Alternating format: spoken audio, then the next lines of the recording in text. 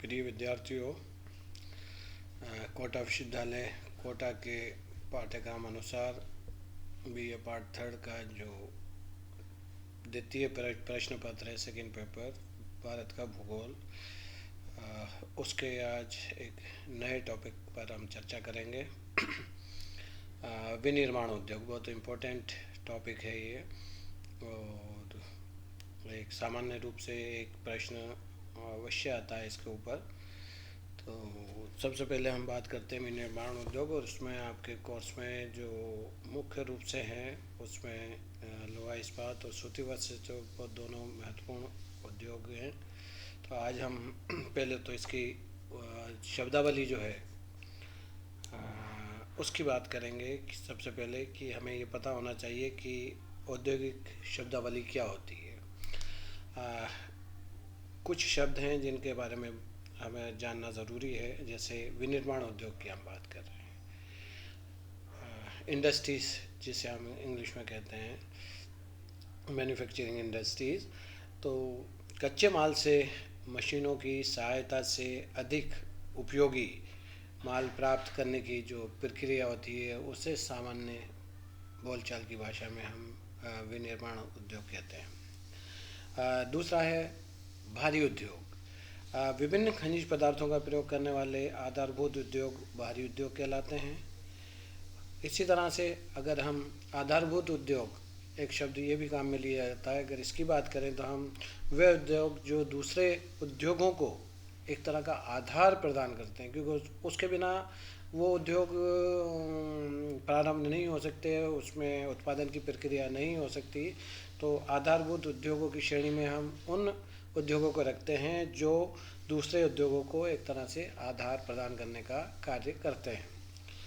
एक और शब्दावली है, वो है सार्वजनिक उद्योग। ये इसका भी बारे में भी हमारे जानना ज़रूरी है कि जिन उद्योगों का सरकार संचालन स्वयं करती है, मतलब जिन उद्योगों का संचालन सरकार द्वारा किया जाता है, उसके स्वयं द्वारा किया जाता है, वो उद्योग सार्वजनिक उद्योग की श्रेणी में आते हैं। इसी तरह से एक शब्द और है बहुराष्ट्रीय उद्योग। इसके अंतर्गत हम उन उद्योगों को सम्मिलित करते हैं जो अन्य देशों की सहायता से स्थापित किए जाते हैं। इस प्रकार के उद्योग बहुराष्ट्रीय उद्योग कहलाते हैं। इसी प्रकार से सहकारी उद्योग की श्रेणी में वे उद्योग आते हैं जो सहकारी समिति द्वारा संचालित किए जाते हैं।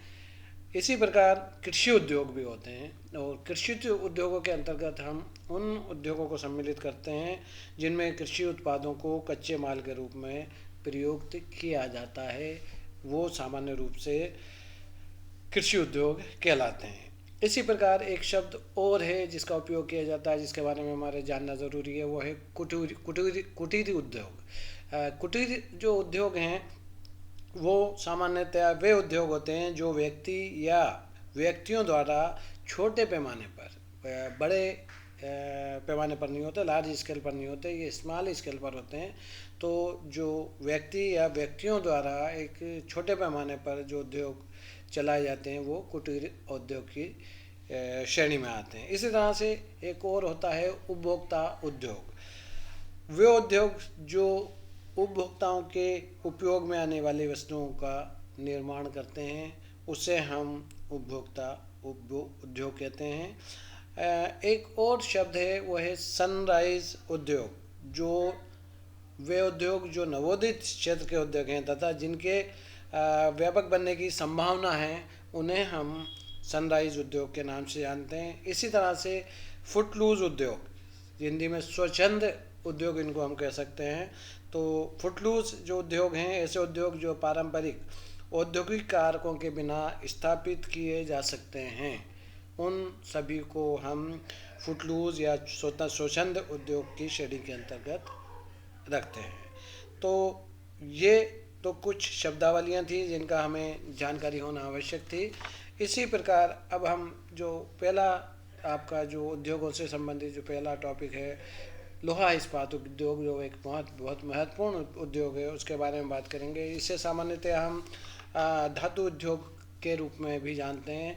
इस प्रकार के जो उद्योग हैं, धातु उद्योग से के अंतर्गत उन उद्योगों को हम सम्मिलित करते हैं जो धातुओं से संबंधित हैं। जैसे उदाहरण के लिए लोहा इस्पात उद्योग की हम बात कर सकते हैं, हम एल्यूमिनियम उद्योग की बात कर सकते हैं, हम तांबा उद्योग की बात कर सकते हैं, हम सीसा उद्योग की बात कर सकते हैं, हम जस्ता उद्योग की बात कर सकते हैं, आदि आदि जो हैं ये सब धातु उद्योग की या मेटलर्जिकल इंडस्ट्रीज के अंतर्गत इनको सम्मिलित किया जाता है मुख्य रूप से। बात करते हैं हम लोहा इस्पात उद्योग की, जो एक जैसा मैंने कहा है कि बहुत महत्वपूर्ण उद्योग है ये। लोहा इस्पात को एक तरह से कह सकते हैं, ये उद्योग जो है वो एक आधारभूत उद्योग है। कई उद्योगों को चलाने के लिए ये उद्योग एक आधारभूत, जैसे भी हमने शब्दावली का उपयोग किया था कि आधारभूत उद्योग क्या होते हैं, तो ये कई उद्योग इस लोहा इस्पात उद्योग पर आधारित हैं। इसके जो माल तैयार किया जाता है उससे कई उद्योग चलाए जाते हैं। ये इस उद्योग पर कई अन्य उद्योग एक तरह से हम कह सकते हैं निर्भर हैं। और लौह इस्पात का उपयोग वर्तमान जो औद्योगिक विकास है उसका एक तरह का आधार है। किसी भी देश के विकास में लौह इस्पात उद्योग का जो योगदान है वो बहुत महत्वपूर्ण योगदान है एक तरह से हम कह सकते हैं, क्योंकि इसी के द्वारा विभिन्न उद्योगों में प्रयुक्त होने वाली मशीनों और अन्य जो इंजीनियरिंग सामान है उनका निर्माण इसके से द्वारा किया जाता है। उदाहरण के लिए रेल इंजन की हम बात कर सकते हैं, रेल पटरी की बात कर सकते हैं, हम मोटर वाहन की बात कर सकते हैं, हम सैन्य वाहन कह सकते हैं, हम कृषि उपकरण आदि से लेकर पुल बांध तथा भवन निर्माण में इस्पात का प्रयोग अत्यधिक किया जाता है। ये एक आधारभूत उद्योग है। कठोरता, सुदृढ़ता एवं स्वायत्त स्थायित्वता जो ये प्रदान करता है ये लोहा इस्पात का ये प्रयोग इसके लिए सामान्य है। इसी प्रकार वर्तमान में लोहा इस्पात उद्योग को देश के विकास का जैसा मैंने कहा कि परिचायक भी माना जाता है। और प्रत्येक देश का प्रयास ये रहता है कि वो लोहा इस्पात उद्योग में निरंतर प्रगति करता रहे। और लोहा इस्पात को वजन हासमूलक उद्योग, वेट लूजिंग इंडस्ट्री भी माना जाता है, क्योंकि इसके निर्माण में कच्चा माल, कोयला, चूना आदि भारी वस्तुएं प्रयुक्त होती हैं और उन्हीं के फलस्वरूप अंत में कच्चा लोहा तथा इस्पात तैयार किया जाता है। एक तरह से हम ये कह सकते हैं कि 1 टन कच्चे लोहे के उत्पादन के लिए हमें लगभग 1.6 से 2.5 टन लोहा, 0.75 से 1.8 टन कोयला और 0.5 टन चूना या डोलोमाइट तथा 30 घन मीटर पानी की आवश्यकता होती है। तो सामान्य रूप में ये कहा जा सकता है कि 1 टन कच्चे लोहे के निर्माण के लिए इस सामग्री की हमें आवश्यकता होती है। खनिजों की मात्रा कम अथवा ज़्यादा उनकी शुद्धता पर एक तरह से निर्भर करती है। और लौह से इस्पात तैयार करने के लिए इसमें मैग्नीज का भी मिश्रण किया जाता है। और इस्पात बनाने की अनेक प्रक्रियाएं हैं, जैसे बेसेसर प्रोसेस है, ओपन अर्थ प्रोसेस है, एलडी प्रोसेस है। तो इस प्रकार के जो है वो कई सारे और भी हम कह सकते हैं कार्डो प्रोसेस तथा इलेक्ट्रिक फर्नेस प्रोसेस है, ये सब इसके अंदर काम में लिए जाते हैं। अब विकास की पृष्ठभूमि की अगर हम हमारे देश में बात करें, भारत में लौह इस्पात उद्योग का विकास किस प्रकार से हुआ, तो भारत में लौह इस्पात बनाने की प्रक्रिया जो है वो बहुत प्राचीन रही है। यहाँ लोहे को पिघलाने तथा ढालने और इस्पात तैयार करने का जो कार्य है वो प्राचीन काल से होता रहा है, प्राचीन काल से किया जाता रहा है। और जिसका प्रमाण अनेक प्राचीन ग्रंथों में हमें देखने को मिलता है।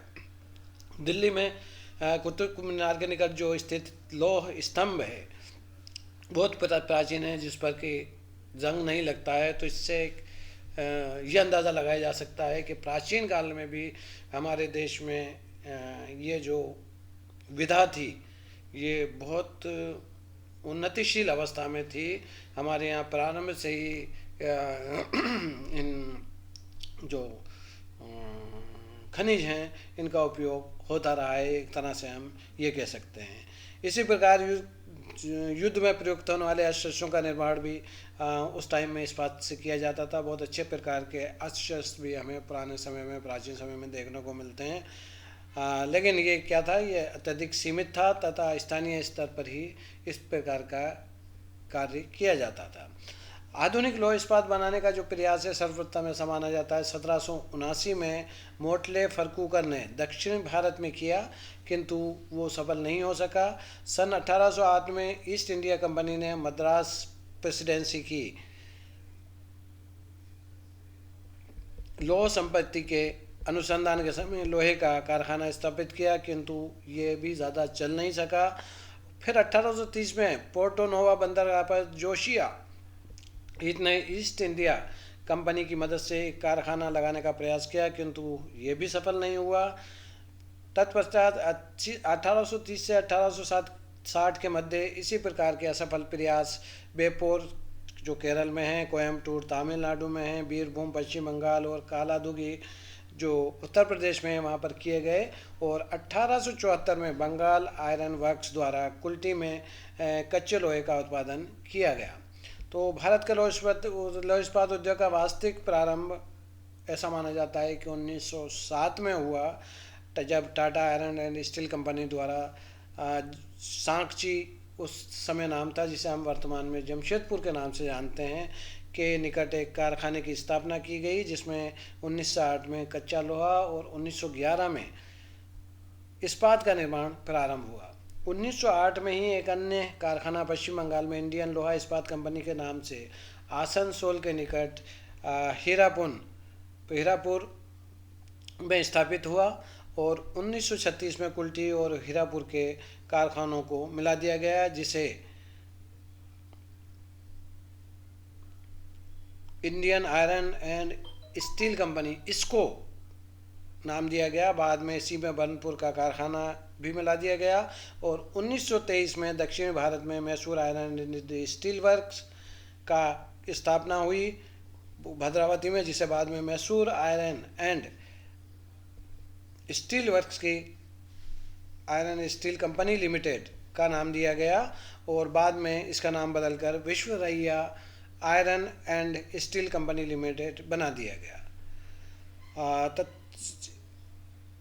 स्वतंत्रता के पश्चात भारत में औद्योगिक विकास का एक नया दौर प्रारंभ हुआ, एक नई शुरुआत हुई उस समय में और लौह इस्पात उद्योग पर भी पर्याप्त ध्यान दिया गया। प्रथम पंचवर्षीय योजना में इसकी महत्ता को ध्यान में रखते हुए लौह इस्पात की प्रमुख कंपनियों के विस्तार और आधुनिकीकरण पर बल दिया गया। Tata iron and steel company की क्षमता 7.5 लाख टन इस्पात से 9.3 लाख टन हो गई थी तब, और इसी प्रकार इंडियन आयरन की 4 लाख टन से 60 लाख टन हो गई। द्वितीय योजना काल में विदेशी तकनीकी की सहायता से राउरकेला ओडिशा में, भिलाई छत्तीसगढ़ और दुर्गापुर पश्चिम बंगाल में सार्वजनिक क्षेत्र में 3 इस्पात संयंत्रों की स्थापना की गई, जिनकी स्थापित क्षमता 10 लाख टन इस्पात निर्माण की थी। इसी के साथ Tata iron and steel company TISCO की क्षमता को 20 लाख टन और Indian iron and steel company इसको की 10 लाख टन कर दी गई। तृतीय योजना काल में स्थापित इस्पात संयंत्रों की क्षमता में वृद्धि के साथ साथ बोकारो के पास एक नए कारखाने का निर्माण हुआ जिसकी क्षमता 17 लाख टन थी। चौथी योजना में नया संयंत्र न लगाकर स्थापित संयंत्रों की क्षमता में वृद्धि की गई। इसी प्रकार लौह इस्पात उद्योग में पाँचवीं पंचवर्षीय योजना महत्वपूर्ण रही। इस काल में सलेम तमिलनाडु में जो स्थान है, इसी तरह से विजयनगर कर्नाटक में, विशाखापट्टनम आंध्र प्रदेश और पारादीप में नए लौह इस्पात उद्योग या कारखाने लगाए गए। इसके पश्चात की योजना में लौह इस्पात की क्षमता से वृद्धि के साथ निजी क्षेत्र को भी प्रोत्साहन दिया गया। 1973 में Steel Authority of India SAIL की स्थापना की गई, जिसका उद्देश्य सार्वजनिक एवं निजी क्षेत्र में एकीकृत रूप से उत्पादन बढ़ाने की रही है और वर्तमान में सेल भिलाई, बोकारो, दुर्गापुर, राउरकेला और बर्नपुर का संचालन और प्रबंधन एक तरह से कर रहा है। इसी के साथ दुर्गापुर, सलेम, चंदपुर और भद्रावती स्थित एलाय और फेरो एलाय संयंत्रों का संचालन भी कर रहा है और भारत में छठा एकीकृत लौह इस्पात संयंत्र विशाखापट्टनम में, जो राष्ट्रीय इस्पात निगम लिमिटेड द्वारा संचालित थे। इसके अतिरिक्त निजी क्षेत्र में महत्वपूर्ण जो इस्पात संयंत्र जिंदल विजयनगर इस्पात लिमिटेड बेल्लारी आंध्र प्रदेश, इस्पात industry limited Raigarh Maharashtra, SR इस्पात लिमिटेड हजीरा गुजरात हैं। इसके अतिरिक्त देश में 225 से भी अधिक लघु इस्पात संयंत्र हैं जिनकी क्षमता 10,000 टन से 5 लाख टन के मध्य है। आज के लिए इतना ही।